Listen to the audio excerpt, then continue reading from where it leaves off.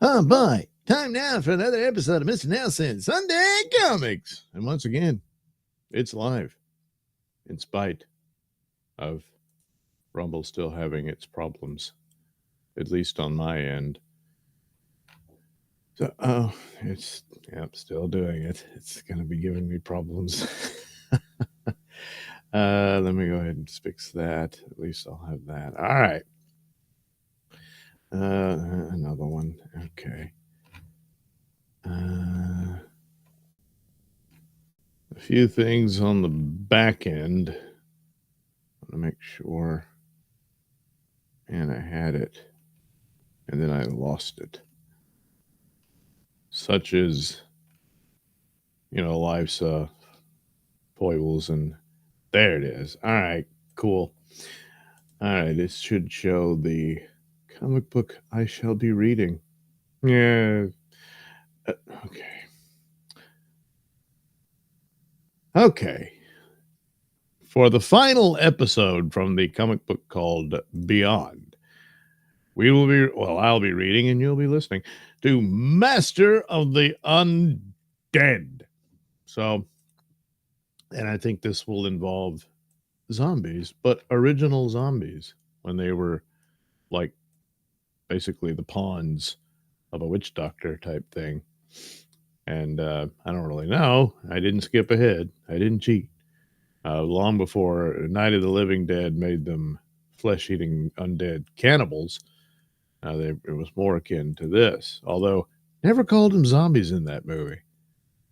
Called them ghouls. Yeah. Anyway, what is life? I'm still getting interruptions. Let me start again. Sorry. What is life? What is death? Perhaps only the fantastic phantoms who hover between both worlds know the answer.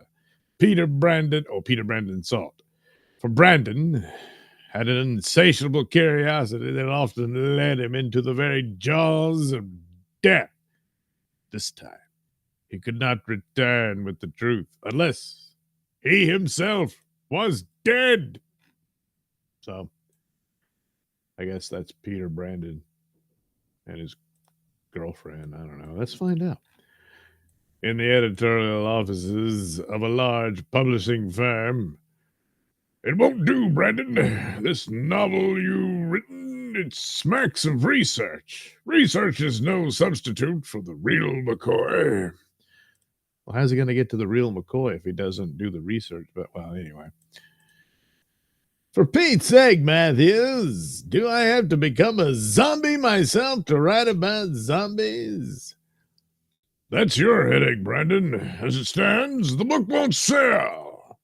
It shows ability, not experience. Smoking his cigar right in front of poor Brandon, and all he wanted to do was get his book published. Geez, that's not a flattering post. Later, in his hotel room, with all the eerie subjects a guy could write about, why did I have to pick on zombies? How do you find out about them? Well, you did all this research, don't you know? I worked so hard on that zombie book, cutting out the lanyards and everything. I can't think straight. I need a good rest. Soon, I thought I had a knock on the door. There it is again. I must have dozed off. Knock, knock. Well, all right. Mr. Brandon, I have a message for you. A message from me? From whom? Let's see. My dear Mr. Brandon, I have noted in the book column that a novel about the undead is forthcoming from your pen. Having the honor of being an expert on the subject, I have sent my niece to escort you to my home at no expense to yourself for secret information hitherto never recorded. I know a meeting between us will prove mutually beneficial. Yours truly, B.D. Costa. Port-au-Prince, Haiti. All right. But I don't understand. What can your uncle tell me? You will see. Come, I will take you to the plane. Sold. Uh, it is my uncle's private plane. It waits at a pier in the river.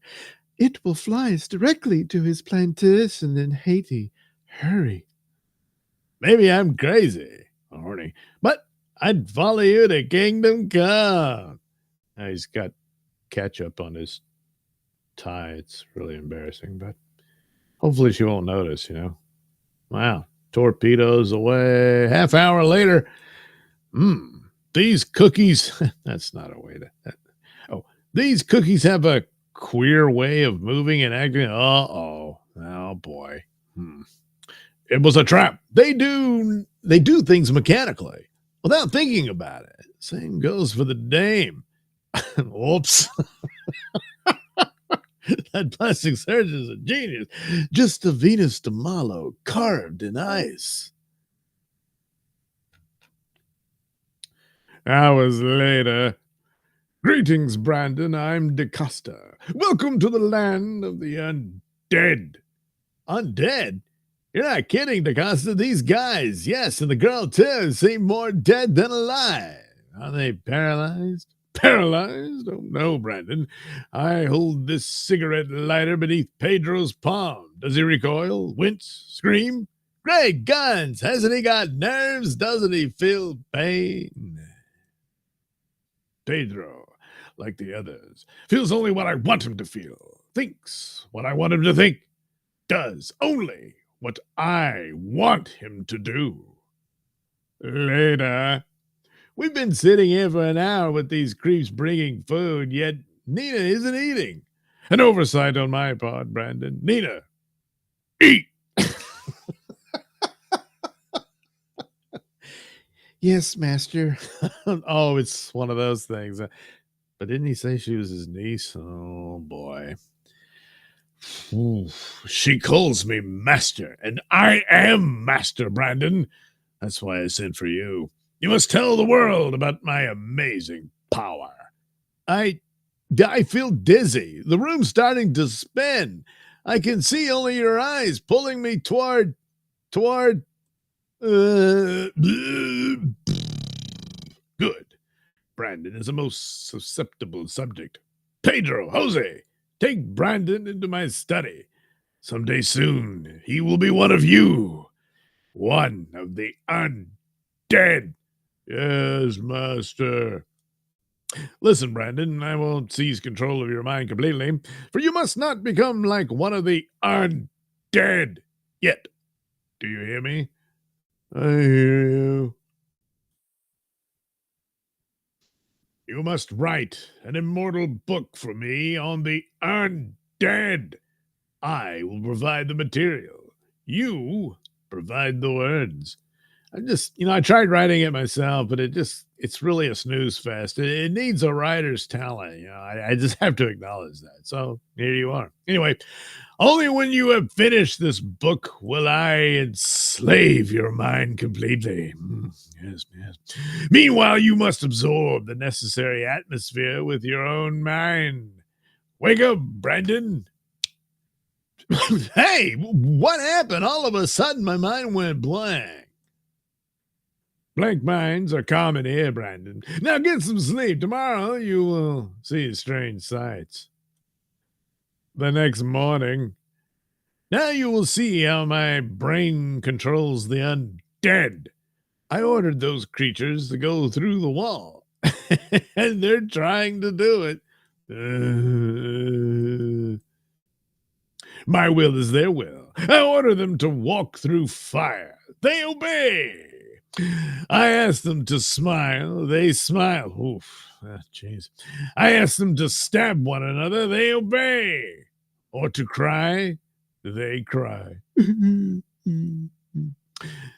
are mine to do with as I please. This is what you must glorify in your book. My power over life and death. Yeah, sure. Can I get in advance? All right. Do. Time shall stand still. Sleep shall be forgotten until this book is finished. DaCosta, have mercy. I've been typing for 28 hours. I'm done in. Time means nothing for the undead. Continue. Excellent. What a mockery my power makes of science. Wake up, Brandon. We must go on. But as days passed, Brandon is still among the living, obviously. He hasn't been able to resist Nina's charms. Nina, I'm in love with you. You've got to break this horrible spell. You're not quite undead like the others. She soon will be. As you know, Brandon, a zombie's death is merely a preparation for eternal slavery. You're going to leave Nina alone, DaCosta, and you'll leave me alone too. I know you've been hypnotizing me, gradually robbing me of my own, of any will of my own. Those burning eyes! When you've served your purpose, it will amuse me to have the object of your affections kill you. Nina herself will make you one of the undead forever. Days later, after Brandon had typed the clock, had typed the clock around without food, without sleep. The job is done, Brandon. Now your reward. The eternal life of the undead. Come forward, Nina. Take this dagger. Brandon, you did not know she returns your love? Naturally not. She can say nothing. I don't tell her to say, but she loves you, Brandon. Stab him, Nina. Stab him. But as Nina lifts the dagger above Brandon's unprotected heart, a miracle happens. She weeps. She refuses to stab him. I have not yet fully smothered the instinctive urgings of love, but I'll fix that. I'll kill you, then bring you back from the dead. You'll be my slave forever. But the same feeling of love, the same sense of his beloved's danger, snaps DaCosta's hypnotic hold on Brandon. You murdering madman! You'll not meddle with a human soul again! Pedro, Jose, Peter, there's no time to lose. The undead will kill us. Come, I know a way across the plantation. Nina, you're speaking. You're moving on your own. The spell's broken. Soon, Brandon and Nina must be killed. I can control them no more. They will betray me to the authorities. Well, the book would have done that, you idiot, but whatever. This is a hunt to the death. The real death. We're cut off by this swamp. I don't want to get my feet wet. It's nasty. We're doomed. Not yet. The brutes have no intelligence. That isn't under DaCosta's remote control. They must follow us.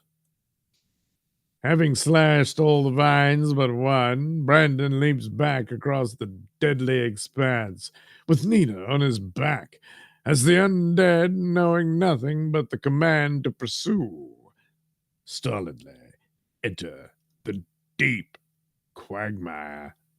They'll be swallowed up. Peter, how horrible. It's better that way, Nina. They aren't alive anyway. Screw them. And the dead only die once. So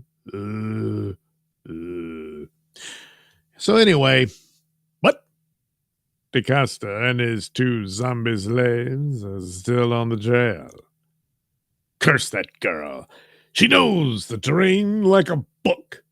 For did I not steal this plantation from her father?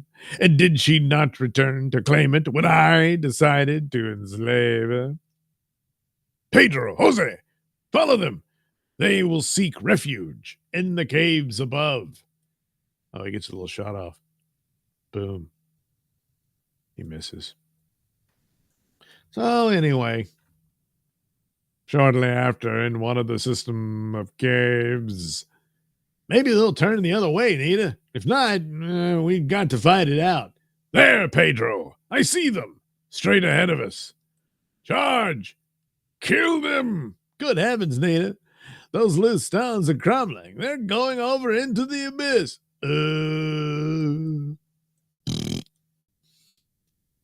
It's too late. DaCosta was running so fast he couldn't stop in time, and he's going over too. Yeah, I am. Peter, wake up. Where have you been all week? You didn't answer the phone or the door. But I'm in Haiti. DaCosta just fell down a bottomless abyss. The undead are wiped out. Haiti? DaCosta? The undead? It must be this eerie novel you're writing, Peter. I spoke to Matthews. He told me you took his rejection badly. It must have affected your thinking. I had to be in Haiti. There's the new novel DaCosta dictated to me while Nina and I were under his hypnotic power. By the way, who are you? Could I have dreamt everything? Could I have locked myself up in this room for a week and just imagined things? But yet, the new script is here. You must have been working on your story day and night. Everything seeming very real to you, till you fell into bed exhausted, and I just now awakened you. But it was all so vivid, so real. But maybe you're right. Yet, if I could only be sure. Well, darling, let's just deliver your manuscript to Matthews and forget about your nightmare. So, he was fantasizing about Nina while he was, I don't know, married to this lady. Whatever. Well, was Peter Brandon's experience real or just a harrowing dream? Brandon may never know the truth, but to this very day, he will try to convince you, if you stop to listen, that his best-selling novel is based on a true experience. The end. So that was a waste of time. It looks like it was all a dream. At least he didn't say, and you were there, and you, Bellboy, you were there too, and that kind of crap. But, that's it.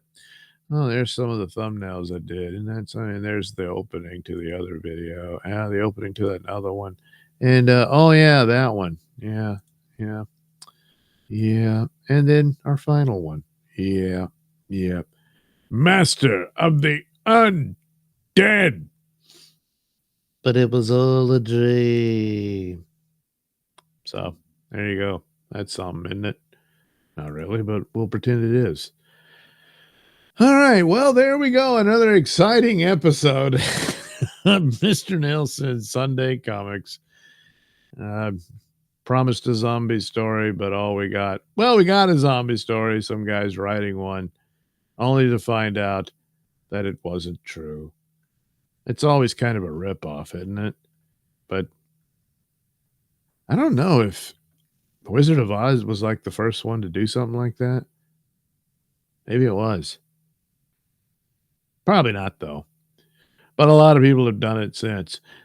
The popular primetime soap opera Dallas in the 80s did it for a whole season. And in the follow-up season, Bobby Ewing in the shower. Same thing. Yeah. Yeah, the whole season was just Pam Ewing's dream.